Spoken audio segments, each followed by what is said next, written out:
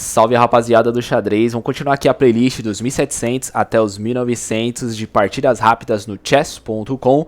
E hoje vamos jogar aqui de peças brancas, né? Vamos fazer a análise dessa partida. É o primeiro jogador de 1800 que a gente está enfrentando aqui na série. É um jogador dos Estados Unidos da América, né? Os americanos, tem bastante jogador americano. Eu sinto que os jogadores americanos, eles não são tão opressores, eles não são tão fortes quanto os outros jogadores, por exemplo, do Oriente Médio, que são jogadores muito chatos de enfrentar, entende? E aqui a gente começa com um E4 muito forte, fazendo a forte abertura, né, que eu geralmente gosto de utilizar E4, cavalo F3, depois um peão D4 para sempre abrir a posição central.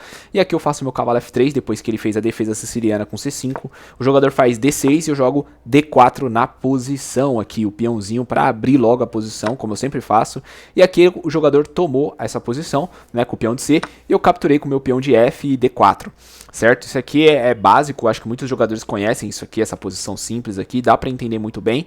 E aqui o jogador faz cavalo F6 na posição atacando o centro e eu tiro meu bispo D3, que eu amo.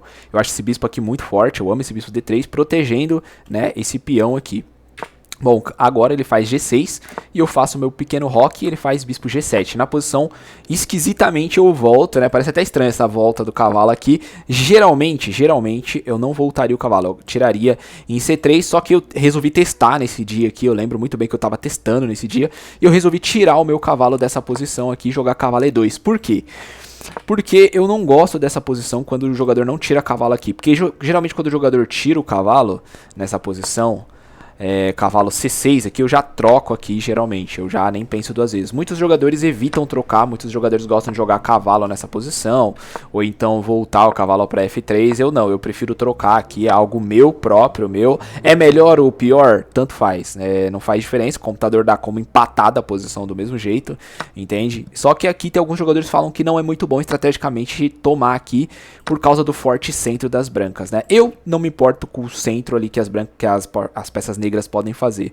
Isso é algo natural meu, não me importo, porque o ataque que eu faço aqui com essa abertura não me importa muito se ele tá com as colunas abertas. Eu poderia até fazer um vídeo explicando mais sobre isso, certo? Então aqui, geralmente, eu tento trocar o mais rápido possível esse cavalo. Só que aqui, o jogador fez bispo G7. E não tem grandes perigos, né? O único perigo é uma descoberta no meu cavalo. Por exemplo, se eu fizer um cavalo C3 aqui, certo?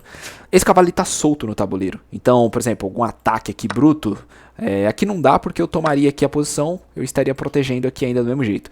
Porém, né, por exemplo, sei lá, cavalo aqui pode ser incomodante, que já tá ganhando um tempo aqui no meu cavalo, eu tenho que movimentar o meu cavalo, o cavalo dele tá até bem colocado aqui, ele ganha um tempo sobre mim. São coisas que eu tento evitar, certo? Num jogo normal, talvez no meu rating eu deixaria o cavalo aqui, só que aqui, por eu estar jogando aqui no rating um pouco mais abaixo, eu resolvi testar, então eu joguei meu cavalo E2 nessa posição, tirei ele desse ataque desse bispo descoberto aqui, e eu acho que deu muito bom nessa partida, né?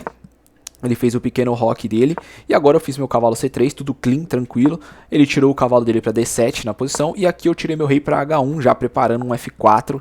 Isso, aquilo que eu sempre falo para vocês, sempre joguem H1 o rei, porque ele faz uma boa contenção no jogo, ele protege muito bem. Aqui o jogador fez um A6 na posição, fiz meu H3 para não deixar os pulos do cavalo, e talvez futuramente um cavalo dele sair para E5 e um bispo poder entrar aqui, poderia ser perigoso, né? Então eu evitei já isso logo, e agora o jogador faz dama B6. É ruim essa dama B6? Não, não é ruim, ela é boa, talvez até temática também, não é ruim, entende? O único ruim aqui é que prende, né, esse peão aqui de levantar. Eu particularmente não gosto desse lance. Nessa posição aqui eu particularmente já subiria aqui para fazer bispo em B7 aqui, mas, né, o jogador é o jogador aqui, mas também não é um erro fazer esse tipo de lance aqui, entende? Não é um erro. E beleza, ele fez esse lance, né? Eu não posso tirar meu bispo atacando, que senão cai peão aqui na lata, né? Então esse é um tipo de jogada que não dá pra fazer. Então simplesmente geralmente eu mantenho meu bispo em C1 aqui para proteger essas posições de dama entrando ou algo assim. E agora o meu lance foi F4, já abrindo a posição, certo? O jogador agora foi esquisito, eu achei meio estranho esse lance. E aquele lance, né? Quando você joga a abertura milhões de vezes, repetidamente, várias e várias vezes, você começa a ver lances do outro adversário de forma esquisita, lances que geralmente as pessoas não fazem. E essa dama aqui, em A7 é muito esquisito, é muito raro eu ver isso. Eu quase nunca vejo esse tipo de lance, entende? Então acaba sendo um lance meio zoado, né? Vamos colocar assim. E aí eu fiz o meu F5 aqui tentando abrir a posição de alguma forma, né? O jogador tirou a torre dele, enfraquecendo essa posição. Sempre tomem cuidado. Qualquer movimentação que você fizer com as peças pode enfraquecer outra parte do seu jogo. E isso aqui você já pode ficar de olho estrategicamente nesse peão, por exemplo, um bispo C4 com o apoio da torre, uma dama chegando em F3 com apoio, junto com o bispo pode se tornar um problema. Então isso aqui já é um ponto fraco no meio jogo do nosso adversário, certo? Então essa torre E8 enfraquece o ponto de F7 e agora eu capturo o peão de G, né, de G6 aqui com o meu peão de F. E ele vem de uma forma esquisita também, né? Eu acho que ele não queria deixar o cheque chegar aqui na posição. Por exemplo, se ele tomar dessa forma, eu dar cheque aqui, talvez ele ficou com um pouco de medo disso, mas não acho que seja tão ruim não esse lance, de verdade. Mas, beleza, ele foi com o peão de H, tranquilo, nada de ruim. E aqui nessa posição eu libero o meu cavalo, que eu tinha colocado em E2. Finalmente o cavalo vai começar a rotacionar, então o cavalo F4. E agora ele joga o cavalo dele estranhamente, eu também não entendi. Ele tinha casas melhores, por exemplo, o cavalo nessa posição era muito melhor.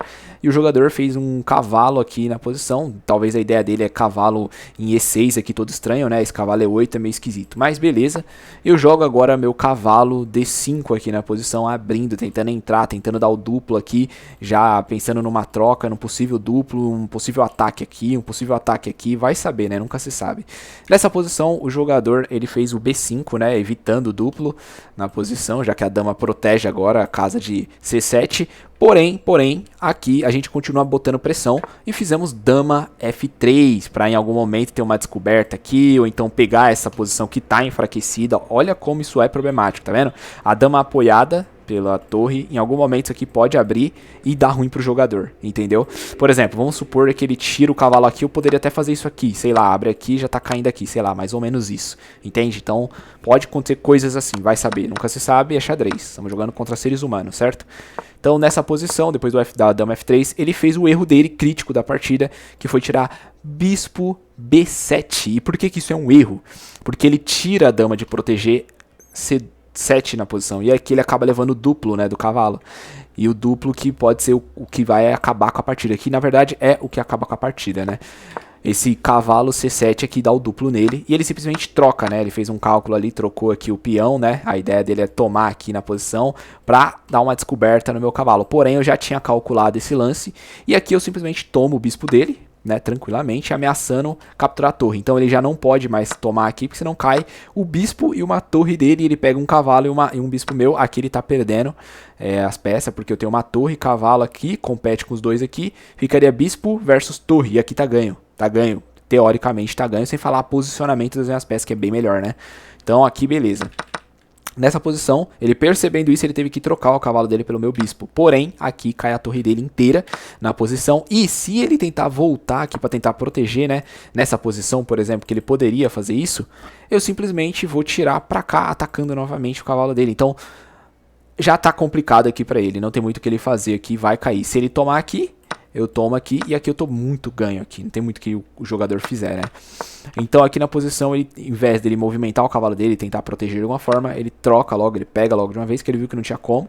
E aqui eu capturo o cavalo dele novamente aqui. E aqui eu tô com uma torre inteira na posição, né? Faz a contagem, cavalo, cavalo, bispo, né? Com bispo, dama com dama e uma torre a mais, né?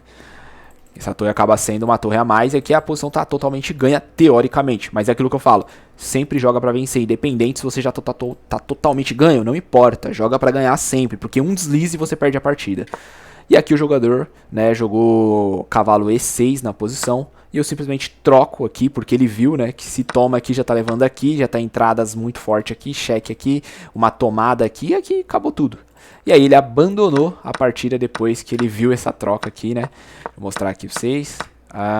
Ele abandonou quando eu capturei o peão ali de G6. Ele sentiu que esse baque era muito forte aqui, não tinha mais o que fazer. Uma torre a mais, né? Eu ia liberar meu bispo, já ia vir com a torre, já tá caindo a torre dele aqui. Se ele vacilar, tá vindo uns cheque aqui, tem torre entrando aqui, como ele protege? Não tem mais o que ser feito. Então serve de lição a partida de hoje, né? Deixa eu colocar aqui o tempo pra ver.